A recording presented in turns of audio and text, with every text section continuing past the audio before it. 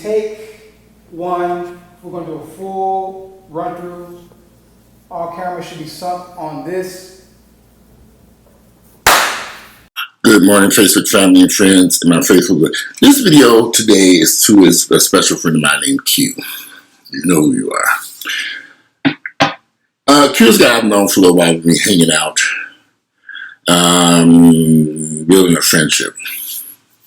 But he doesn't understand that at my age, for a lot of reasons, I'm not interested in having friends. I'm just not. And I'm explaining why. I've lived here now in Atlanta for 30 years.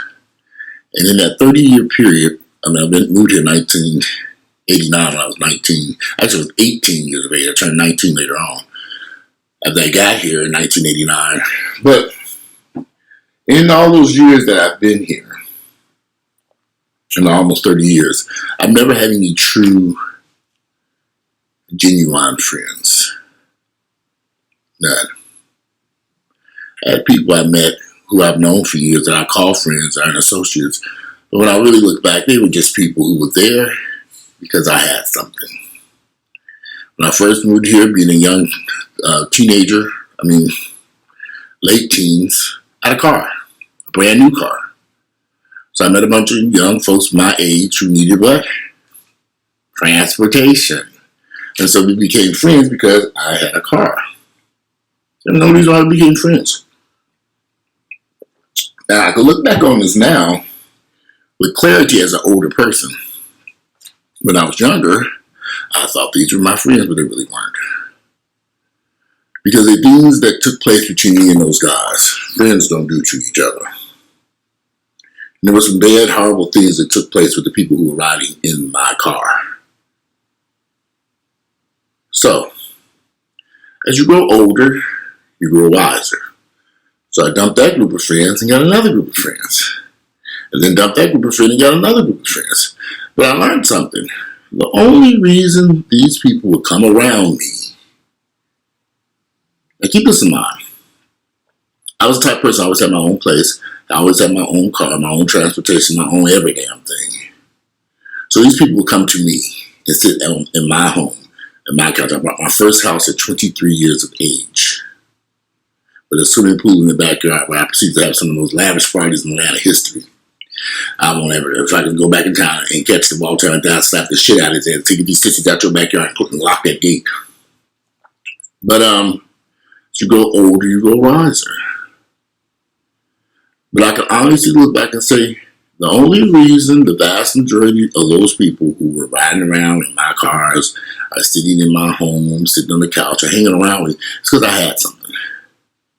A financial means, whether it's material, money, whatever. A lot of these guys were working for me to a degree. Or I brought something very tangible to the table that they couldn't figure out on their own. And that's why they were hanging around with me. They didn't like me. And in fact, quite a few of them actually hated me. They hated me because I was smart and intelligent and had a brain, and they didn't. And I'd always say, and the funny part is, I would go to my mother made it clear to me, Walt, you don't have any friends. Mom, these are my friends. You don't have any friends. And I never, I can honestly say a lot of situations that took place in my life, had I listened more closely to my mother, in particular since she was in my life in that period of time. My father was in Mississippi. My mother was right on the money. She had it right. But I didn't want to listen to her because I was coming of age. And sometimes people got to figure stuff out on their own. And if I had children, I'd do just like my mother. I'd tell you what's going on, go home and go to bed. My mother used to go home and go to bed and turn her phone off. I'd be like, Mama, why was your time I was calling you? Why do you? My mother was like, I don't have time. She said, whatever's going on out there in the streets, I'll find out the next day. We didn't have no cell phones. She would turn that phone off. She didn't play that mess. Now, the funny part is I do the same thing. I get in bed, I say, turn anything off. Whatever happens out there in the streets ain't got shit to do with me. I am in bed to sleep. I don't care who out there. And I've been that way for years. My phone is off after a certain time. Turn that thing off, completely off. Well, all these guys and friends and associates that hung around me, some of the most devious people I've ever met in my entire life.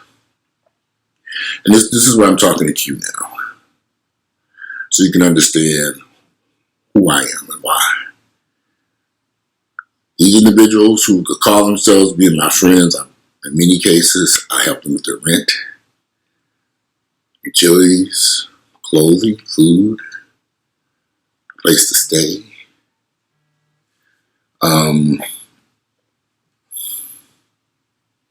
You know, if I consider somebody a friend and you're in a situation you need help, I'm going to be there to help, give the help to you.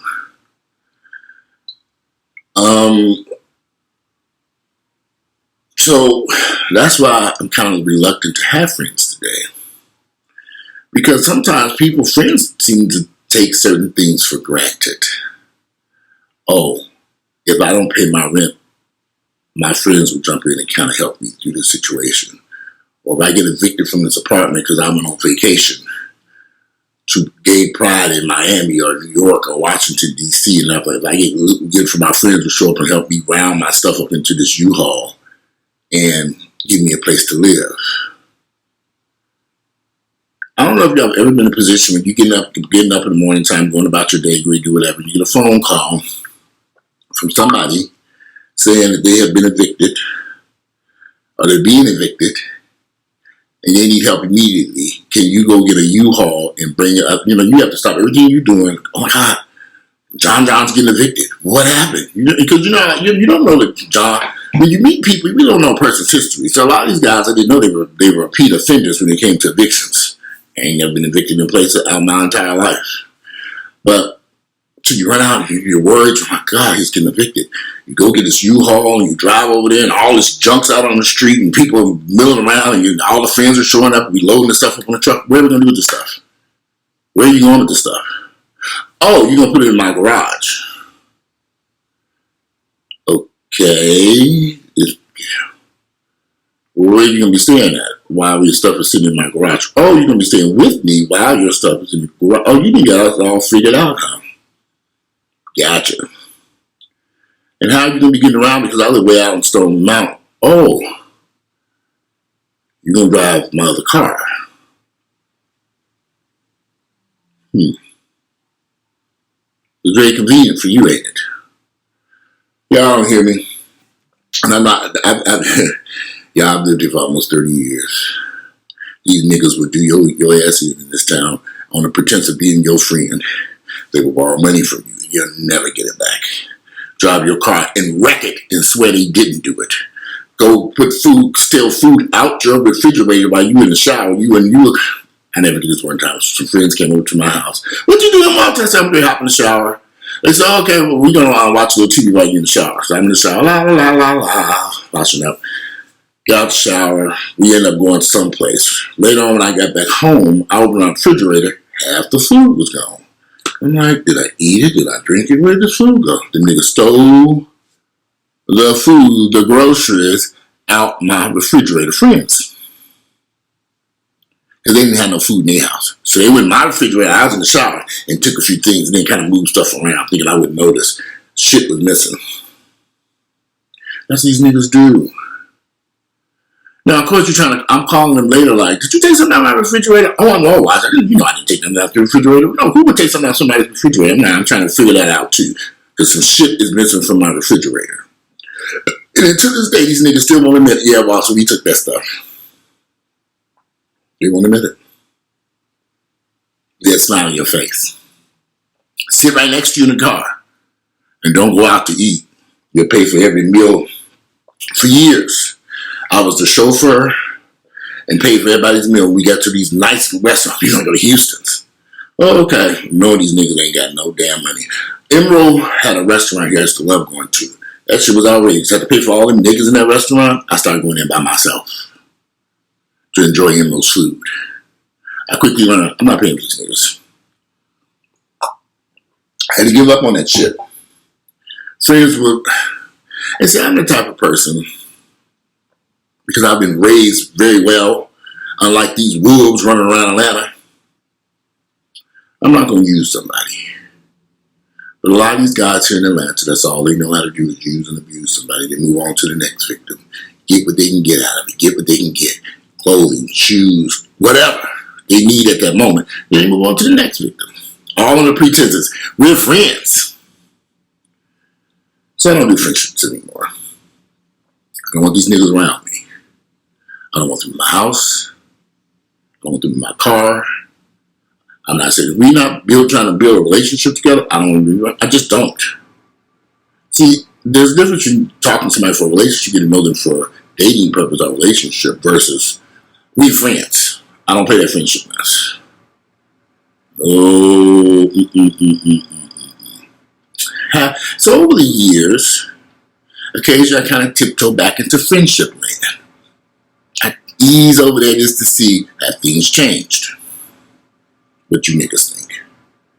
Ain't nothing changed in friendship land. Them niggas still the same. They still trying to use, abuse, and take. Still to this day. That's all they want. A ride to work. Somebody to train them at the gym. Oh yeah, be good friends. Come train me at the gym. You doing all the heavy lifting, gym, spotting their asses. But you're not friends with them, and you just helping them get a nicer body weight. You breaking your back, spotting them. Why is this weight so heavy? Let's reduce the weight. No, and I'm not bitter and jaded like one of my associates. Well, you're so jaded, and maybe I am jaded, and that's a good thing because I don't have time for the bullshit. I don't want to be bothered no more. I'm at a stage in my life I just don't want to be bothered. I'd rather sit here alone, drink my cup of coffee, deal with these dogs. I was going to plant some flowers today, but it was going to rain outside. I don't want to bother with them niggas. I just don't. You know, I've been there. Been there, done that. I got the book to show for it. I remember when my friends started getting sick from AIDS. I was always the first person they called. What? I'm not doing very well. I just left the hospital. There's always some major health issue taking place. I don't know what I'm going to do because I don't have my rent money. And my rent's due. And the people at this hospital that came up and told me all this stuff, and I don't even know where to get ready to start. So, of course, I went over there to the hospital, see what's going on, hang out with them there. They need their rent paid. I go take care of their rent where they at, because I'm just, car notes need to be paid, but they need a car to get back and forth from the hospital. Without a car, we can be doomed. So I go over there, how much is the car payment? Always 2 months behind. So you got to pay that up. Oh, they don't have the insurance on the car either. They have no insurance, so you got to figure out this insurance and stuff like this. This is what you do for friends. This is what friends are supposed to do, right? But then it started happening repeatedly. Over and over, different people, right up to the day when these individuals died. And their families would call and say, Walter, we don't have no money to bury so-and-so. Can you help us? I'll write another check. From the time they were diagnosed from being positive to their death, I was right there financially assisting them to the bitter end. Best I could. Some instances I said, I'm not paying this rent in this empty apartment. But we don't do this stuff. Y'all need to move that stuff out into storage. Or sell it. He ain't coming home any damn way. What's the purpose of paying rent? He ain't coming home. He was coming home. He got done with you from the hospital. I said that he is not coming out that hospital. And if you do come home, he can't go there any damn way because he's too sick. A lot of family members didn't want to accept that. But they didn't want to pay their own child's rent. But here I was paying it. Until I got sick of it. And then got a U-Haul and some Mexicans and moved their shit into storage, where I proceeded to pay for the storage facility until I got tired of that.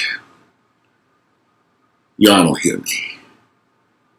So I have this huge thing called a heart. I'm not like the rest of these niggas out here in the streets robbing, shooting, killing, and doing home invasions. That's why I kind of stay away from folks. They don't have a heart.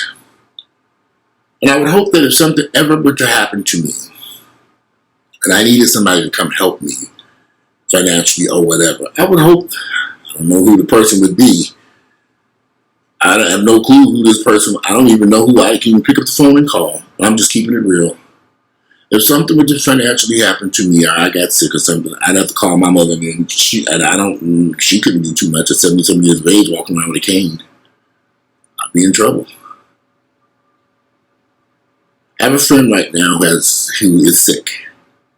He has a 5,000 square foot home full of furniture. He is behind on everything. He's been sick for a couple of years now. I told him to sell the house, sell the stuff in there. Just sell it. Be done with it.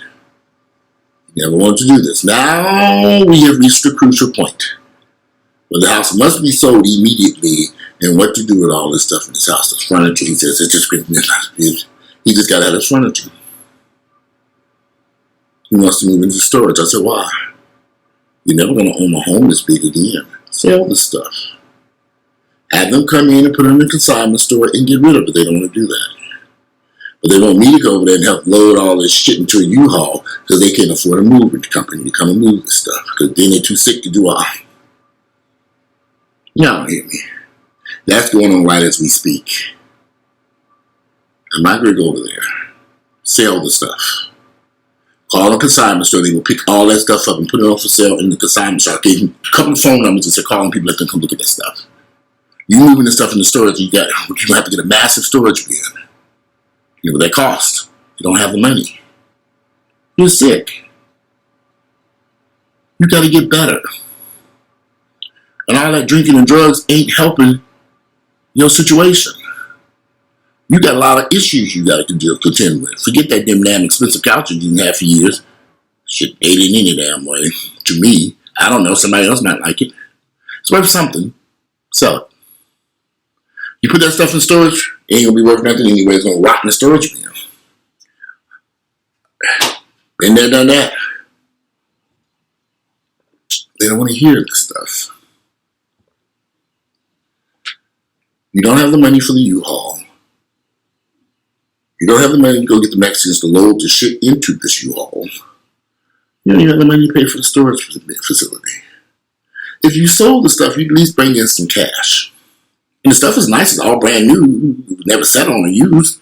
You know, these gay folks buy these big-ass houses and shit is never used. Rooms full of shit ain't nobody even sat on, slept on, no, nothing. Sell it. It's new. Get rid of it. Time to move down to a little small one-bedroom apartment or a studio in the city. Maybe give up that car until you get back and forth. If you're in the city, you may not need that car. It's not like you're working any place right now. Because you've been too sick to go to work. And it's drinking and doing drugs ain't helping. Disability. Y'all don't hear me. So I don't want any friends. Because they expect too much. And it just continues on and on. The past few years, y'all, since 2010, 2009, 2010, I cut off a hell of a lot of people. When I turned 40, I was done. First it was in my 20s, I cut off some. Then I hit 30, I cut off some more. When I hit them 40s, when I turned 40, I took axe to everybody. I was just exhausted. Some people I have not spoken to in 8 years, and I'm keeping it that way. I see them at Kroger's, and keep right on going. I ain't real mad at you. I just don't want to be bothered. I just don't. Q, I don't want any friends. I'm not looking for any friends. Too much work. Friendship to me is like doing all the heavy lifting in the relationship, but you ain't getting no damn sex out the deal. Fuck that shit. I don't want to be bothered. You doing all the heavy lifting. Literally. But you ain't getting nothing from it. We just free friends. Your money gone. Your time spent. My life without friends is so peaceful now. I don't have to worry about people. Oh my God, people call my phone. Y'all hear my phone ring. It's business. only. Anybody calling her and saying, let's go see that new Wakanda movie. I went and saw that by myself. Me alone. Paid by my one ticket for one popcorn, please. And went and set my ass in that theater and watched it by myself. There was no entourage of people sitting in that theater. When I went to dinner last night, I went by myself. Good. Delicious. One. Paid for it. Left. Leftovers. Ate it last night. Myself. So, my mind is not going to change about this friendship thing because I'm older now. I'm older and I'm wiser. I know better. Them so-called friends I had, in my times of need, they were nowhere to be found. If I had to move, I did it on my own. Never had to, or when me and Earl were moving out that big ass house we had in Buckhead, I was giving away shit after my head. If they showed up there like vultures, then and yeah, what you giving me? Getting bitches every damn thing. I don't mind moving that junk, take pictures, artwork. I had all kinds of stuff. I just gave it away. It was just junk to me. We didn't have this shit for years. We sat in the house for 10 years. Enough. I'm going to haul that shit no place else. Get rid of it.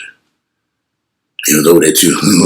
When I'm getting sheets, towels, pillows, whatever, couches. I gave couches, furniture, lamps, all that shit. What am I gonna do with it? A lot of that stuff is very expensive, but what could I do with it at this point? We moved to a 2-bedroom apartment.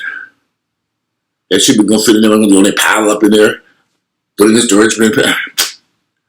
Roll with it. Yeah, they showed up then. And some of those people that showed up at my house that day to get that shit I gave them, I haven't seen since. None of them.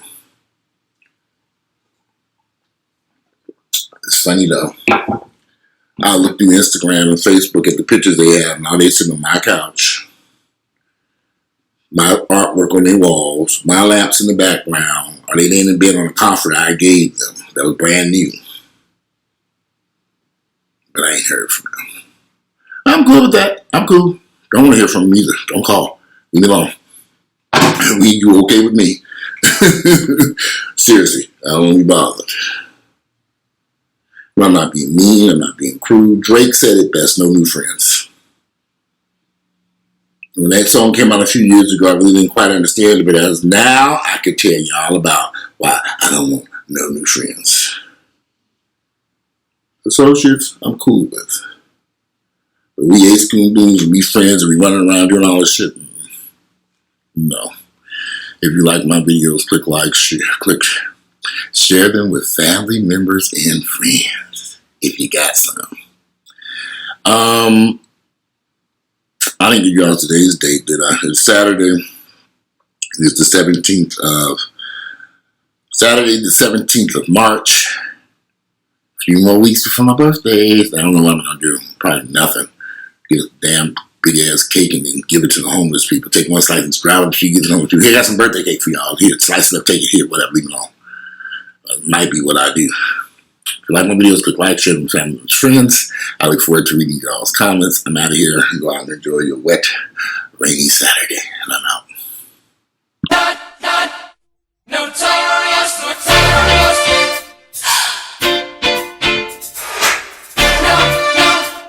Notorious.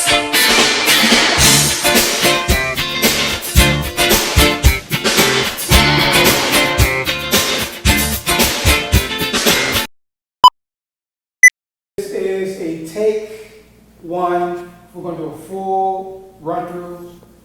All cameras should be sunk on this